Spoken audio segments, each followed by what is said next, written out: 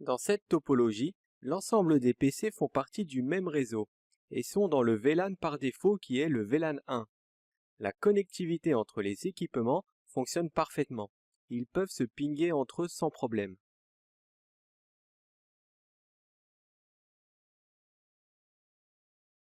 De PC1 à PC2, ça fonctionne. De PC1 à PC3, ça fonctionne. PC1 à PC4, ça marche.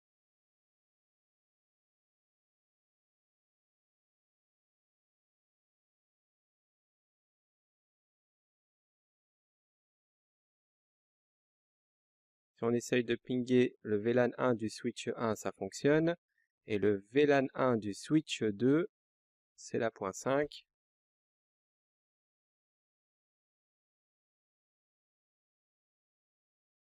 Ça fonctionne aussi. Maintenant, on va changer le réseau du PC2 en lui modifiant son IP. On va le basculer vers le réseau 10.10.2.0/24. Se connecte sur le PC2, configuration IP, et on va lui mettre 10.10.2.20 avec le même masque de sous-réseau. À ce point, PC2 reste dans le VLAN 1. Il fait donc partie du même domaine de broadcast que les autres PC, mais son IP fait partie d'un réseau différent. Le PC2 ne pourra pas faire de résolution ARP pour les PC de l'autre réseau. Maintenant, on va migrer également le PC4 vers le réseau 10.10.2. On se connecte sur PC4 et on modifie uniquement le sous-réseau avec le même masque de sous-réseau. Désormais, PC2 et PC4 sont sur le même sous-réseau, le 10.10.2. Ils sont donc isolés du réseau de PC1 et PC3. Mais ils font partie du même domaine de broadcast car ils sont dans le même VLAN. On va vérifier que PC4 peut bien communiquer avec PC2, comme ils font partie du même sous-réseau.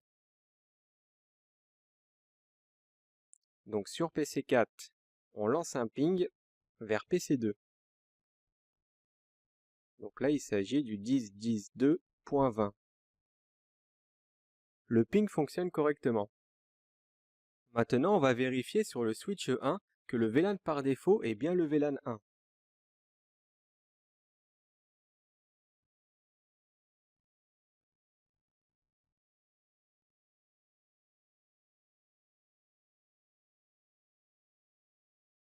Un show VLAN nous montre que le VLAN par défaut est le VLAN 1. Si on tente un ping de PC4 vers PC1, bien évidemment cela ne fonctionne pas, car ils ne font pas partie du même sous-réseau et il n'y a pas de routeur pour faire le routage entre sous-réseaux. Par exemple, du PC4, on va tenter un ping vers le PC1, vers l'autre sous-réseau. Le ping ne fonctionne pas. Maintenant, sur le switch 1, on va créer un VLAN qu'on va nommer ingénieur.